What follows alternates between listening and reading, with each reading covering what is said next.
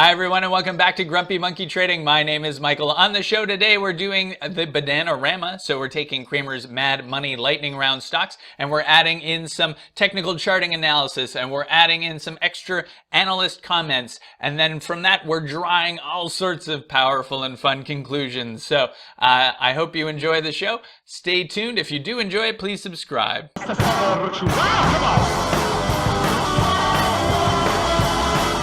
All right, our first one today is Procter and Gamble, PG. Cramer says it's looking to be done going down. 73, 76, and I can endorse buying.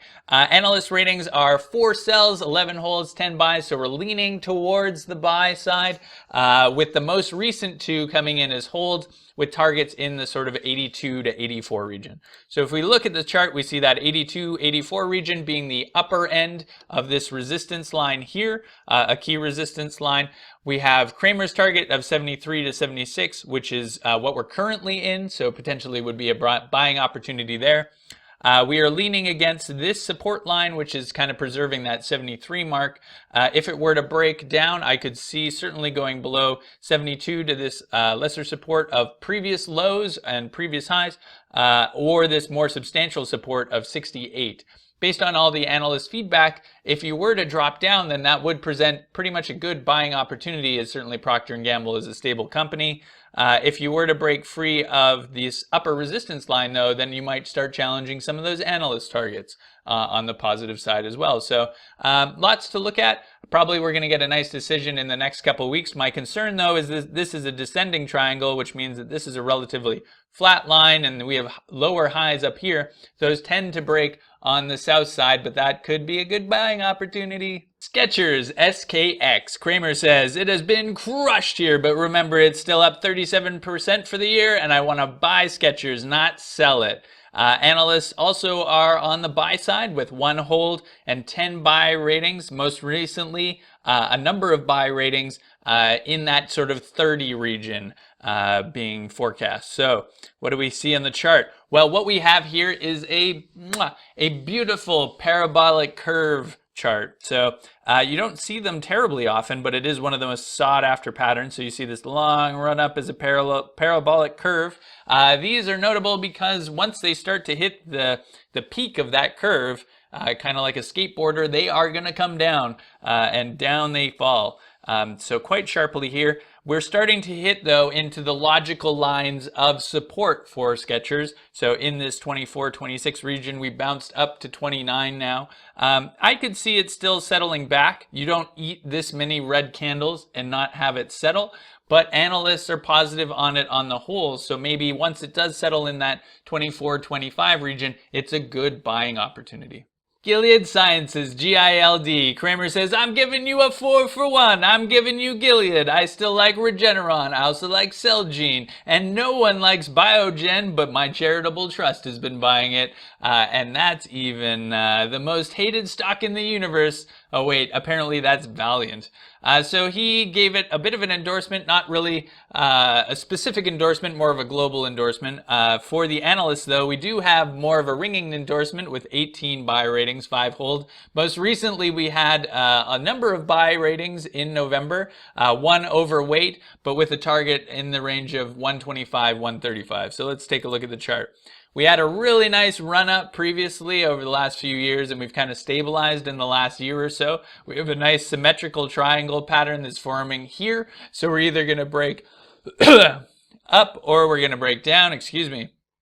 Those tend to break in the direction of the original trend, which was positive. So there's a little charting positive lean to it. That 125, 135 region is above this resistance line as well. So it would mean that you would have a nice run up of probably 10 to 20%. A little bit of concern, though, is that if this support line is broken, we are going to go down by quite a long ways. So some concern in that regard, but some positive sides for Celgene. Juno, Juno. Cramer says, I don't like Juno as much as I like Halo. If you want to go speculative, I'd go Halo. And don't forget about Radius. Analysts are looking at 3 holds and 5 buy ratings on Juno. Some neutral, some downgrading to around 65 being the target, 60, 65. Let's take a look at the chart. I would say that everyone is sort of in that hold pattern because we're waiting for this trend to really break out. We only have a year of data. We have a nice solid resistance line up here around 54. We have a nice solid support line here around 46 that has been broken once. We basically need to rectify this issue and go either up or either down. But until that point, we're not really going anywhere. And so I can't really recommend it one way or the other. More just pay attention and see which support or resistance line it breaks, because that's generally going to be the trend it's going to follow in the long term. Priceline, PCLN, Kramer says, Priceline is now overdone on the downside. I think you buy some, but you've got to do it with deep in the money calls. I know the chart looks horrible. From the analyst perspective, we have 7 holds, 14 buy ratings. Most recently, there were some outperform as well as some neutral. Some of the outperform leaning towards about an average of 1,500 plus or minus 100. If we look at the chart, we've definitely come down from about that mark, and we've done so in a hurry, getting back in this horizontal channel that we had previously. We're now butting up against this support line. I think this is a key support line because I believe that we're not necessarily done on the downside for Priceline. I think we potentially have a big ways to go, and that big ways to go is down to this 1150 mark here, where we have 2 key support lines converging. I don't think we're going to get there today. I don't think we're going to get there tomorrow, but sometime soon we could get there within the next couple of months, because this has been a big fall and the market needs to adjust for that. I think this support line holds up. It's held up pretty well for at least a little while, but it's going to be challenged, and how Priceline performs will be based on how it stacks up on this support line for the short term. Boeing, BA, Kramer says, okay, Boeing is a buy.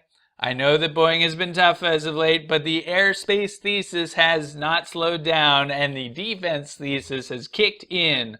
From an analyst perspective, we're looking at 1, 3, and 14, so 14 on the buy side. Most recently, we've had a few holds and some reiteration of buys with a target of about 165 or so.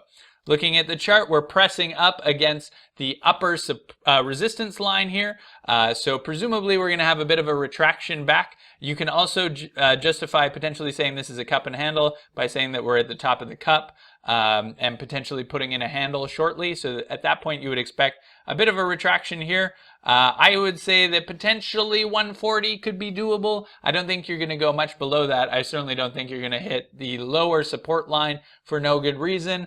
Obviously, you're looking for a breakout, though, so if it gets up above the upper resistance line, that's great. And then you're looking for it to come back and rest against it and hold that line. That would be your buy sign once it starts to turn around with a bit of volume. So Boeing, looking pretty good. Tesla, TSLA, Kramer says, this is a cult stock. If you really like the car and you really like Elon Musk, then I can't tell you not to buy it.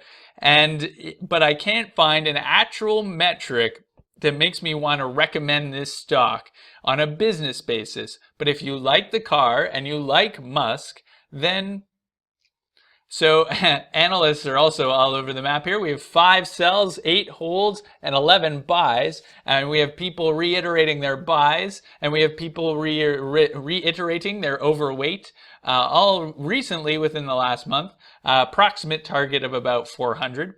If we look at the chart, it's equally confusing. We have higher highs, but we don't have really a trend going higher. We have more of a horizontal trend, as you can see here, with a flat bottom as the support line.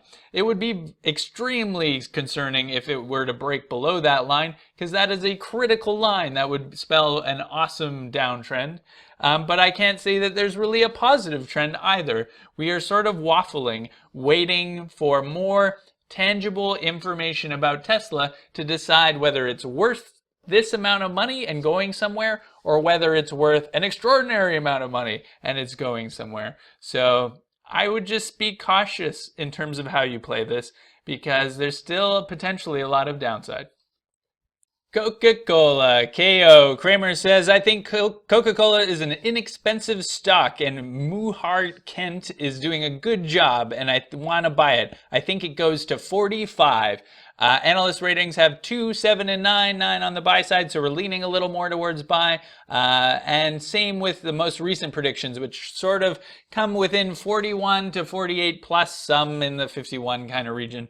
If we look at the chart, we have a nice long extended uptrend, but if we see Kramer's 45, that's really only here, maybe another 10% over what we have currently, and we would have to break through this upper resistance line to do it.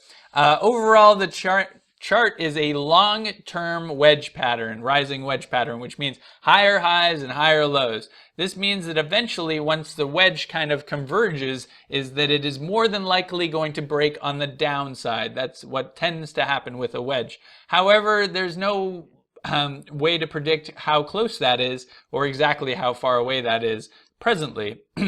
It's certainly not anytime soon. My concern would just be the choppiness. It needs to kind of bust through this upper line up here, this line basically, to kind of justify an overarching trend, but it's stable and it's not going to go away anytime soon.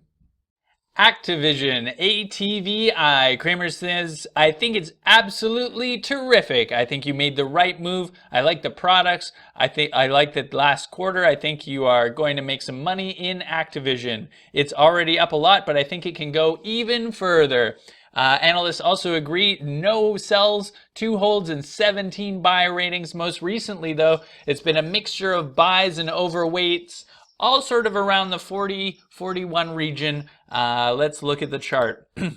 Remember when I said parabolic is something to look out for? Well, hey, this is a parabolic trend line. So it is something not necessarily to panic about, but it is something to be very concerned about over the long term because it is unsustainable. This is going up too far, too fast, and at some point it's going to come crashing down. So if we look at our targets of 41, 42, those are probably up around here. That would be a point with which you would want to start to think about setting those stop losses, making really sure that you're covered. If you're someone familiar with options, that is probably the point where you want to start thinking about put options, because we are in an unsustainable trend line that can't last forever. Exxon, XOM, Kramer says it's got to come down a little. It just had that big spike in the mid 70s. I would buy the stock and not before that. In terms of analysts, we have 5, 12, and 9. Most recently seem to be a collection of holds around the 83 region, so quite a bit above Kramer's $70. If we look at the trend line, we do have this descending wedge pattern here, so we have lower highs and lower lows as well.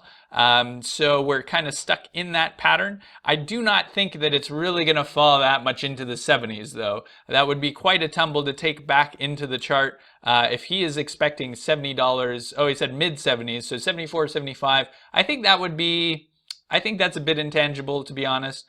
We are looking probably to push out eventually out of this descending wedge pattern, but I can't say probably right now. There's obviously a lot of uncertainty about oil in general, so something to keep an eye on. Exxon is a very stable company overall, but oil is so crazy right now that it's hard to trust anything other than their dividend. British Petroleum, BP. Kramer says, okay, British Petroleum yield 6.8%. That's why people want it. I say take a little bit lower yield and more growth and buy Occidental, as we are for it in our charitable trust. I think it's got more growth, and I like growth. From an analyst perspective, we're looking at 2, 17, and 8, and an outperform and overweight. The prices were in Great British Pounds, and I didn't feel like converting them, but there was a variability in the rankings for sure. Certainly, though, 6.8% dividend is nothing to sneeze at, and eventually, certainly, oil will come back, but let's take a look at the chart. Similar to Exxon, we're in this situation of a descending wedge pattern, so we have lower highs and lower lows, and we're entering into the crux of it. So similarly, they're kind of joined hand in hand. They're both involved in oil, so the conclusions are much the same, sort of just wait.